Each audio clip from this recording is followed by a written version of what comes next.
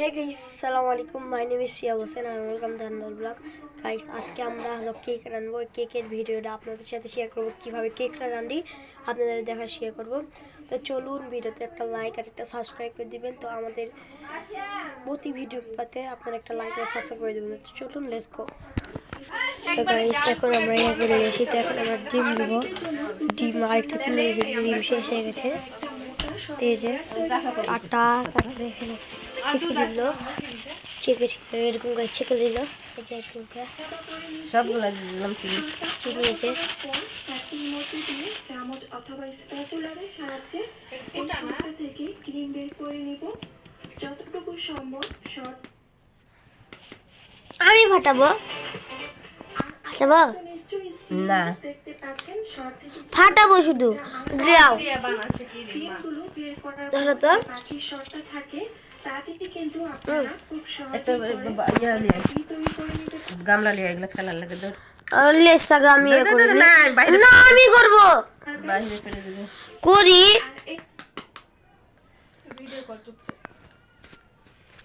যা পাবো না, তুমি করতে দিল না যে।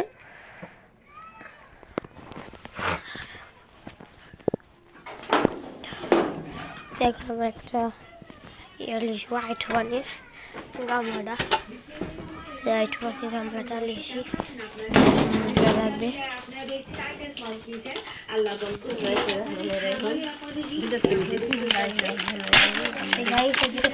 ডিম আর চিনি খেটা সেটা হচ্ছে আমি করি, দাও।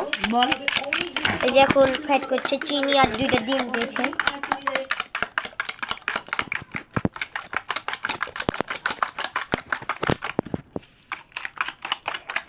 আর একটা ডিম হলো ভালো। তাও ক্যামেরাটা মুছে দিই। বাকুনটা দা আমি করি একটু, কি করবি? তুমি একটু ধরো। নষ্ট করেছেন এইরকম সাইজের কেক পরে না বাইরে ডিম দিয়ে নরম তৈরি হবে ইনশাআল্লাহ। কত সময় মেশিন আর মজা তৈরি করবেন দেখে তো গাইস, এখন আমরা করছি ওই কেক তৈরি করার আগে বিসমিল্লাহির রহমানির রহিম আমরা কেকটি তৈরি করে নেব। দাও। স্টেপ সকল কাজ করব। দেখুন এখানে একটা 6 ইঞ্চি সাইজের একটা কেক নিয়েছি। এই যে আমি তো লাগিয়ে করছি। দিচ্ছি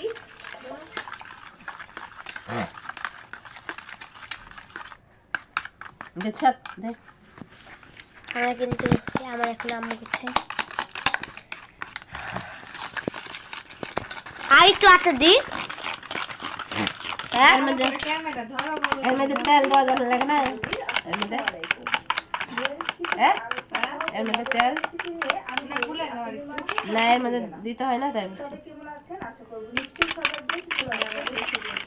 আর এখানে দেখছে কিভাবে করতে হয়। আর আমরা এখানে করছি। দা আমি দিই, তুমি তো দাও। সব দেওয়া তুই দিবি। এই যে দাও, দাও আমাকে দাও, দাও। সেই রেসিপিটা কিন্তু আজকে আমি আপনাদের সাথে শেয়ার করব। আশা করব আমার আজকের এই ভ্যানিলা স্পঞ্জ কেকের রেসিপিটা হানি দিচ্ছি, দেখেন আর হানি দেখতে পাচ্ছি। এগুলো তুই যা এটা তুই তুই দিচ্ছি। কাজ করছেন বা যাদের কেক কখনো পারফেক্ট হয় না তারাও কিন্তু বানাতে পারবেন।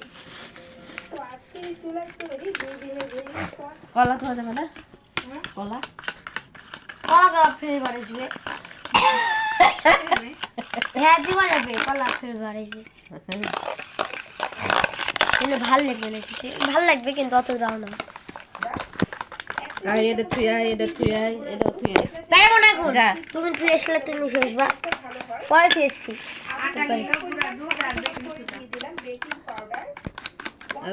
এমনি দুধ দেওয়া যাবে না? গুঁড়ো নাই তো নাই, দেখে তো উপরে আছে। নিয়ে আস। আপনারা চাইলে ভ্যানিলা এক্সট্রা দিতে পারেন, সেটা পরবর্তীতে দিবেন, ব্যালেন্স তৈরির সময় দিয়ে নেবেন। আর এখানে আমি 1 টিস্পুন মতো লবণ এড করেছি, যেটা কাটা পড়ে গিয়েছে। তো দুধ দিবেন, আপনারা দুধ দিবেন। টেস্ট ভালো হয়। লবণ লে এগুলো তুই নেওয়ার পর ওই পারবো না মিশিয়ে নিয়েছি। তারপরে বাল। এটা এটা তুই দিবি দিব তখন ভিডিও করে এটা নিয়েছি এরপরে কেকের বেশি সফট হয়ে যাবে। তা আমি এগুলো দাগে এখন আমার এই যেখানে দুধ দেওয়া হয়। দুধ দিব আল্লাহ আর ভিতরে শাক বেশি দিও না, আবার ইয়াতে দিব। আর দিও না, আর দিও না। যা, ঠিক আছে। আমি সব আর রাখো আমি দিচ্ছি কাজ করি আহ! সেক্ষেত্রে আমার কাছে ভিডিও করবি না কি করবি তুই করলে গাধা চোদা। ভিডিও করছে না।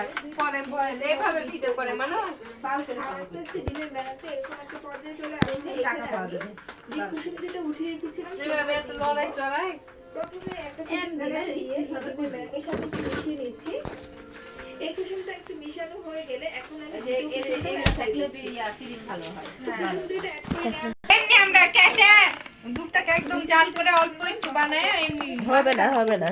না হবে, পারবা দুধ দিয়ে একদম ঘন করে নিব। দিতে পারবেন সমস্যা নেই। তাহলে মাঝখান দিয়ে তো হবে। দুধটা দেওয়ার পর গ্যাসের দুধে পাউডার দুধ দিয়ে ঘুরিয়ে ঘুরিয়ে আমি সম্পূর্ণ ঘন করে একবার অল্প একটু করে কেটে কেটে মাঝখান দিয়ে দিব। চিনি পিঠে দেখাচ্ছি। তো এই কাজটা আমি আরো টাকা দে চিনি নাই আর করেছি। চা দিয়ে দিয়েছি সব। অবশ্যই স্পঞ্জ কেকের ব্যাপার পারফেক্ট করতে হলে একটু সময় নিয়ে আস্তে আস্তে করে করতে হবে। পাতলা হয়ে গেল মিথিলা। আমার কেকের ব্যাটারটা পাতলাই তো হবে। এই যে, এই যে। দিচ্ছি ব্যাটারটা পাতলাই হবে।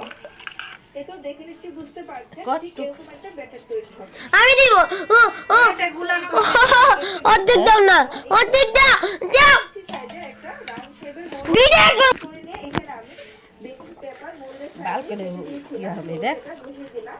বাইতে আমার মালাও। বেকিং পেপার না থাকলে নরমাল লিখে কাগজে কিন্তু মোল্ডের সাইজ করে কেটে নিতে পারেন। তো এর মধ্যে এখন আমি কেকের সম্পূর্ণ ব্যাটারটা একটু কেলা কেক খাবা দিয়ে দেওয়ার পর এগুলাই ফুলে মেয়ে ডুম্বা এরকম করে ঘুরিয়ে ঘুরিয়ে নিচ্ছি। এতে করে ব্যাটারের ভিতরে পানি বলে বেশি হয়েছে। সাথে সাথে বের হয়ে আসবে। আর এখন আমি কয়েকবার টেস্ট করে নিচ্ছি ব্যাটারটাকে। আর স্পঞ্জ কেকের ব্যাটার বেশি সময় নিয়ে টেস্ট করতে হয়, এতে করে কেকটা সমানভাবে বেক হয়। তো আবার কেকটা টেস্ট করা হয়ে যাওয়ার পর এবার আমি চুলায় চলে আসলাম কেকটা একটু বেক করতে। তুই কি করে দেখ মোবাইল করছিস ইয়া মাখাচ্ছিস আল্লাহই জানে। লো আছে একটা সিলভারে হাঁড়ি আমি বসিয়ে দিয়েছি। আর হাঁড়ির নিচে একটা স্ট্যান্ড দিয়ে রেখেছিলাম আগে থেকে। আর একটু তেল দাও। তেলের উপরে আমি কেক মোলটা বসিয়ে দিচ্ছি। আর আপনারা কি আমরা এখনো তেলেই বসাতে পারলাম না, ওই বসাই দিই। তবে এরকম সিলভার অ্যালুমিনিয়াম কিংবা স্টিল জাতীয় হাঁড়ি এবং এই ধরনের ঢাকনা ব্যবহার করলে কেকের উপরে সুন্দর কালার আসে একদম ওভেনের মতো। তো দেখতেই পেলেন আমার এই এটার অর্ধেক আবার কোকো ইয়া দিতে হতো আর অর্ধেক সাদা করলে সাদা কি হতো। হয় চুলার যখন তাপ বেশি ঘন হয়ে গেছে। না এটাই ঠিক আছে। এর ফলে কিন্তু এই ঢাকনা থেকেও বেশি ঘন হয়ে গেল আর একটু দুধ দাও। আর এতে করে কেকের উপরে সুন্দর কালার আর একটু পাতলা। না এরকম হয়। আমি এই ঢাকনাটা দিয়ে সে লাগছে তো ঢাকনাটা আর একটু পাতলা হতো মনে হয়, বেশি ঘন হয়ে গেছে। ভালো সিল দিয়ে দিয়ে তাহলে আর একটু দুধ। না আমি আর যাবো না লড়ছে সামান্য একটু বাড়িয়ে রেখে ঘড়ি ধরে 20 মিনিট আমি বেক করেছি। দেখ একটু খায়া আর ওই দুধগুলা বের করে রাখ। কেকটা কত সুন্দর ভাবে দেখি যদি পানিও হবে না আনলে পরে আমরা খাই। দেখা যায় না, এটা কিন্তু বুঝে নিতে হবে। সে মজা হয়েছে এটা খাইলি এটা পানি গরম দেখাতে হয় মিশিয়ে ইয়েতে। মেয়ের আছে কিন্তু এটাতে না ওই যে করই আছে আংটা আলা করইটা। তো গাইস এখন আমরা হলো ইয়া কি জানো কড়াই গরম করব। তো চলুন কড়াই গরম করে যাই আগে কড়াই নিয়ে আসি গা। এই যে কড়াইতে এখন আমরা পানি গরম করব। আর ভিতরে হলো ম্যাকিং করছে ম্যাকিং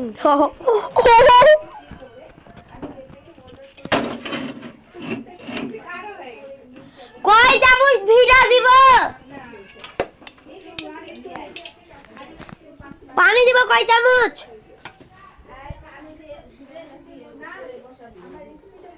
কয় মগ পানি দিব থাম এমনি বসাবি নাকি? আর কয় মগ পানি দিব মশলা আর এবার যদি পুড়ে যায়। হারি না করই। ও দুই তাকো হবে না। এখন আমরা পানি দিব